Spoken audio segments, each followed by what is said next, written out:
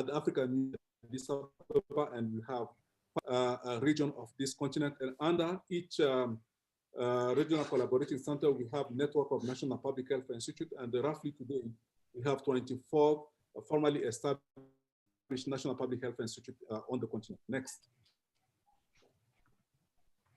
This is just the geographical representation of what I just presented. Next. We have key partners, and this is just to name a few of them. You have WHO has one.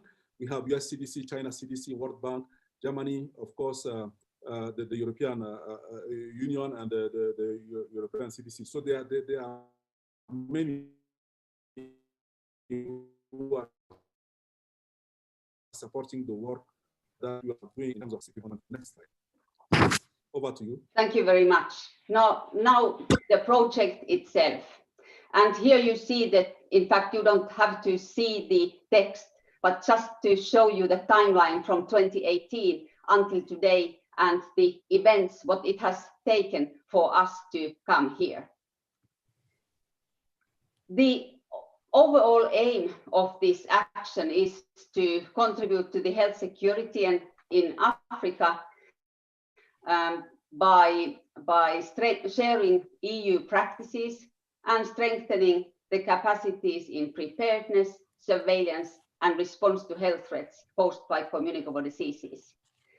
The funding authority, as we have heard, is DG DevCo through European Development Fund. And this project to start the building up the long-term sustainable partnership is until 2024. And as you see, the 10 million budget is divided between two of us. And I think it's important also to mention that this action is not a mechanism to support poorly the COVID-19 response. Many other ways for doing that. For ECDC, this is quite a distinct externally funded project.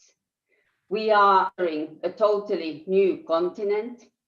This is the first intention of our agency to support EU's development cooperation policy. And as you have heard, the African Union, Europe, and we are then, when building institutional capacities and exchanging experiences as technical agencies, we implement those strategic views. And the content, Benjamin. Thank you so much, Marit. We have the content is packed in 4 work package. The results are the work package 1 is on the preparedness, outbreak response coordinated and functioning EOCs, emergency operating centers. And the expected result is increased city of the Africa CDC and its regional collaborating centers to support national CDCs, laboratories, and health workforce in preparedness, outbreak response, and coordinated emergency operations. The work package 2 is on harmonized surveillance systems, data management, epidemic intelligence, and the expected result is a pilot model with lessons learned documented for harmonized surveillance and communicable diseases and early warning, harnessing existing regional integrated surveillance and laboratory network. Over to you for the last 2 packages.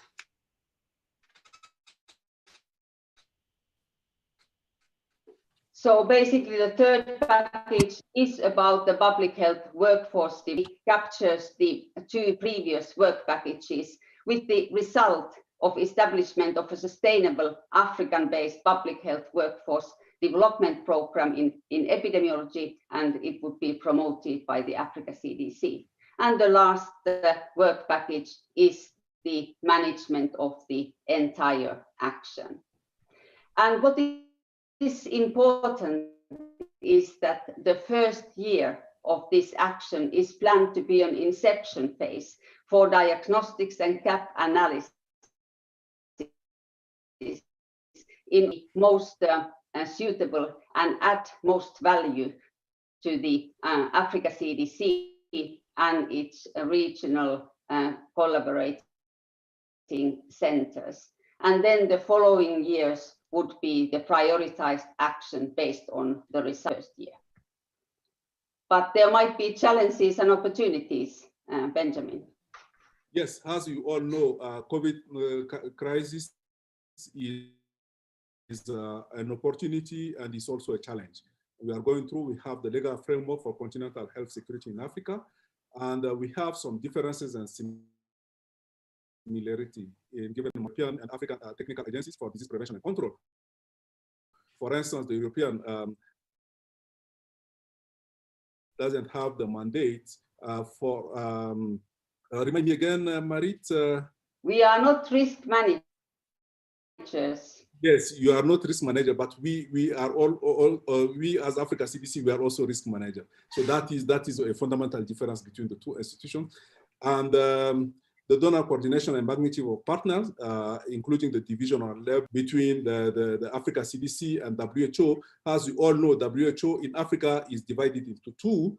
We have 47 countries in the WHO Afro, and we have the remaining of the countries, especially in North Africa and some countries in West Africa, belonging to an available human resource at Africa CDC and its RCCs. Yes, when we started this project, the capacity was very low, but we are gradually seeing more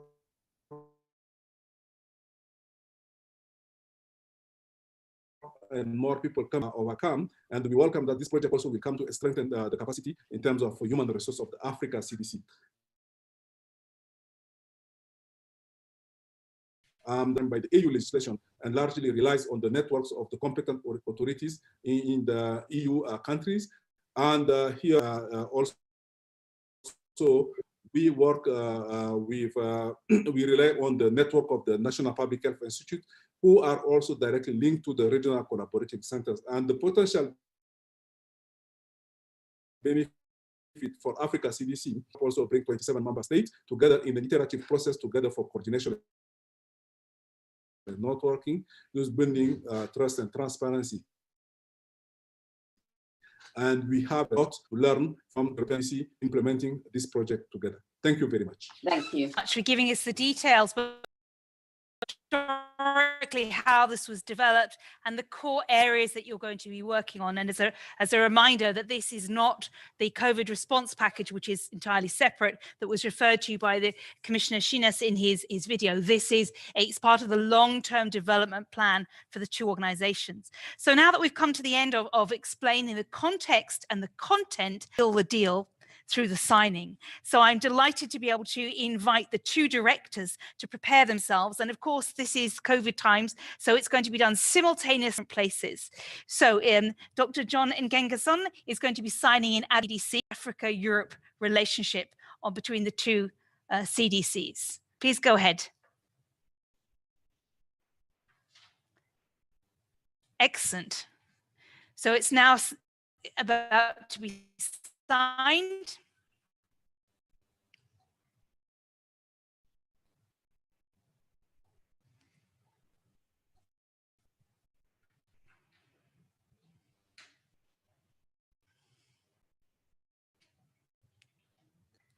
And once the papers have been signed, of course, that means that the work can start. All the preparation that's been happening for the last 2 years now comes to fruition. So let's see, this is the signed document from Addis. Thank you very much.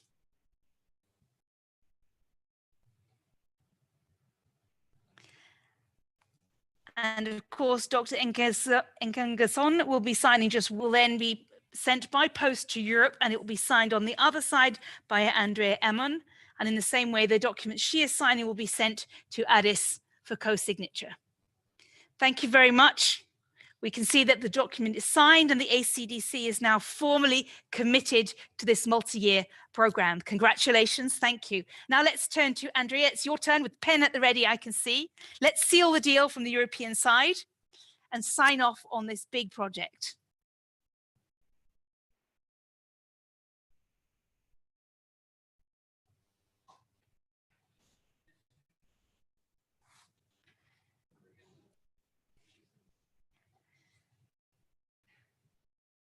And of course, once the teams will start working. Excellent, thank you. There we have it. The documents are signed, the project can start, and I'd like to close this part of the ceremony, which was the first part where we were talking to you. So I'd like to have some input from the audience to the two directors of the ECDC. And I believe we're going to start with a question. If you'd like to raise your hand in the chat or send a question, we'd be delighted to take them. First of all, we have a question from Augustine. Augustine, if you would like to unmute yourself and with your camera on, please briefly pose your question. Yes, thank you very much for this timely initiative. So my question is to either of the panelists. I wanted to know how do you plan to align, complement all the key Africa-EU health initiatives, such as the European and Developing Countries Clinical Trials Partnership, which is the flagship initiative of EU-Africa Cooperation on Health Research, or future initiatives already planned by the Commission, such as the Health Emergency Response. Okay, thank you very much. The two directors, would you like to answer this? Andrea, I see your hand is up. Andrea, please. Yeah, thank you very much for the question. I mean, that is part of the inception phase that Marit and Benjamin mentioned, where we map all the different stakeholders that might work in the field or that working in the field, and how we make sure that there is synergy and no duplication with the new EU agency, HERA, as it is called, the Health Emergency Response Authority, is not so, I mean, it may be conceived, but the legal proposal is not yet there. So we will also make sure that there is coordination and alignment and no Excellent, duplication. thank you. I'm aware of the limitations of time, and we have lots of people who'd like to come in. So I'm going to bring in our next question from Dr. Sarah Wamala Anderson, who has a question, and either John or Andrea could answer that. Sarah, would you like to unmute yourself? And of course, Sarah is one of the members of the new Africa-Europe strategy group on health that was just launched earlier this morning. Sarah, please go ahead. Thank you very much. This is wonderful, and congratulations to everyone who has been working hard for this. My question or reflection is related to how do we tap on the digital solutions and the advantage we have for that to build up the new ecosystem of health, and how we ensure more access of health services and health promoting activities through digitalization. And also, of course, related to capacity building, leadership and governance. Excellent, thank you.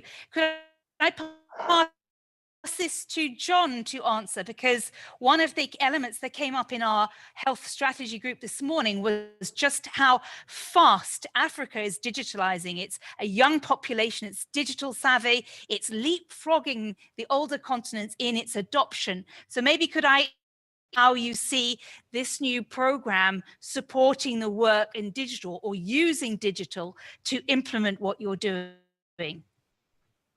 I think our disease intelligence platform will be really supported tremendously by digitization. We have learned over the last probably 1 year now the power of digitization.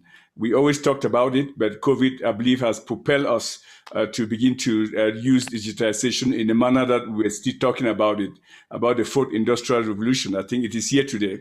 And there's absolutely a central role for digitization to play in this whole arrangement, be it in disease intelligence, networking a continent of 1.2 billion people, and bringing our national public health institutes together. So we are very optimistic that that will be the pathway going forward. Excellent, thank you.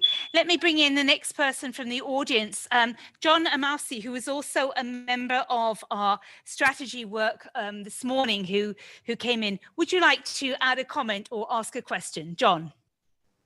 No, thank you very much for this. And I want to extend warm congratulations to the Africa CDC led by Dr. Nkinga Song and the ECDC for this really momentous occasion. Of course, the inception of the Africa CDC has been more than timely, especially in these COVID days. And we have seen across the continent the leadership that the Africa CDC has brought, particularly in making possible researchers and policymakers and others across the continent to make their contributions to address COVID. We've seen collaboration at unprecedented levels across the continent. Now, what I'd like to ask is, or what I'd like to find out is how moving forward with the Africa CDC and the European CDC, issues around capacity building very specifically towards the conduct of research, especially two specific areas, biomedical research and socio-anthropological research. To address some of the socio-anthropological research, to address some of the narratives that have persisted in social sciences and in medical sociology over the years, which we're only recognizing now have some serious flaws that need to be addressed through proper socio-anthropological research.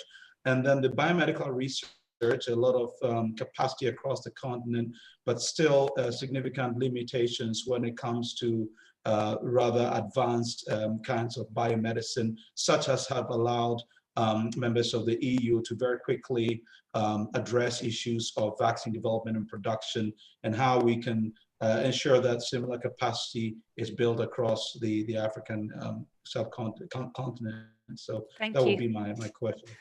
Thank you. Okay, John, let me now pass this over to Andrea and John, who would like to respond on this. You know, focusing, obviously recognizing the remit of the ECDC is limited. It doesn't cover all issues of health, but this area of biomedical research, in your partnership, you're committed to increasing the capacity and skills and strengthening the public health workforce. How would you like to pick up on that element that was raised around the strength of the biomedical research to allow the kind of medical breakthroughs that would be needed?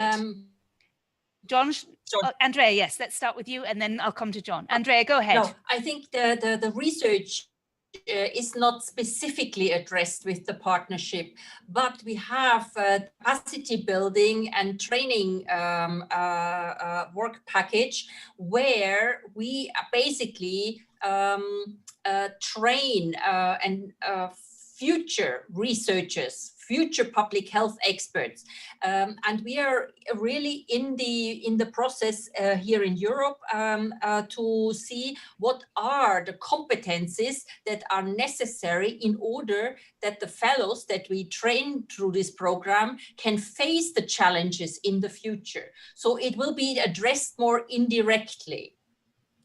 Yes. Okay, John. No, absolutely. I mean, I agree with Andrea, but let me just respond to that question more broadly. That as you heard me, or perhaps in my introductory remarks, we talked about a new public health order that speaks to the need, specific need to strengthen our ability to locally manufacture. And there's absolutely no way you're going to do that without investing in the research capacity upfront. So we look forward to, first of all, strengthening our collaboration with EDCTP, which is already very strong. We need to tap on that very strongly because there's a lot of capacity on the continent. What needs to be done and done in a very profound and deliberate manner is to harness those capacities and begin to look very focusedly around knowledge management and gaps where we strengthen that. Then we can create new ones. Then the second part of that is that, as the saying goes, you don't dig your words when you are thirsty. We have to have ongoing networks of centers of excellence on the continent that would build on what already exists on the continent to advance clinical research, and as well well as behavioral research. We absolutely know that we cannot win a pandemic or any outbreak without combining biomedical intervention and socio-behavioral research, which has been a gap. And I think those are all components that will be dealt with, some of it within the context of this collaboration, but some of it outside the context of this collaboration. Excellent. Thank you very much to John and Andrea for taking those questions. We're coming now towards the end of our time, and it's been a very exciting moment to watch the signature of this big project. And I like that last image you gave us there, John, which is that you don't dig wells when you're thirsty. This is a lesson that's written into the DNA of both agencies, because you were both founded after a crisis on the understanding that you needed to dig the wells in preparation for what's coming. And here, as the world is challenged dealing with the response to COVID, you're laying the foundations for building up the strength, the capacity, and the knowledge networks that would make both Europe and Africa more resilient for the future. Because and I believe it was Commissioner El Fadil who said that we are more connected, we are more vulnerable than we thought, and we need to find a way forward. And both European and African Union commissioners talked about the need for understanding the impact on our societies. If we don't have a healthy population, our societies and our economies, our well-being is deeply affected. And this is a threat under communicable disease, which of course is the core focus of both the ECDC and the ACDC. But more broadly, we need to invest in stronger health systems with universal coverage. We need to build up our networks of health workforce. We need to build also the regulatory environment so we can both manufacture, research, and trust in our medical devices, our vaccines, and our medicines. And these are areas for very rich cross-fertilization between the two agencies and indeed the two continents. So I would like to thank everyone for watching us today and taking part in the official signing and launch of this BIP.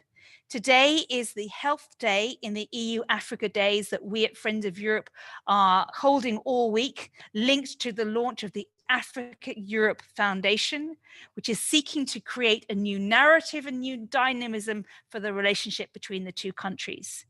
If you go to the Friends of Europe website, you will find information about forthcoming events, including tomorrow, where we will have a focus on digital to see how that could move our societies forward. Thank you to our colleagues at the ECDC and the ACDC for allowing us to host this event on your behalf.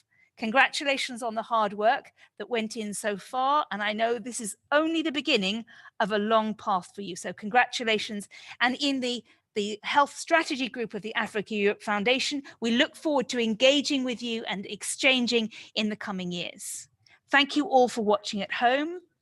Goodbye, stay safe, wear a mask and wash your hands. Goodbye. Thank you. Bye-bye. Yeah. Thank you. Wonderful. Thank you very much. And congratulations. Thank you.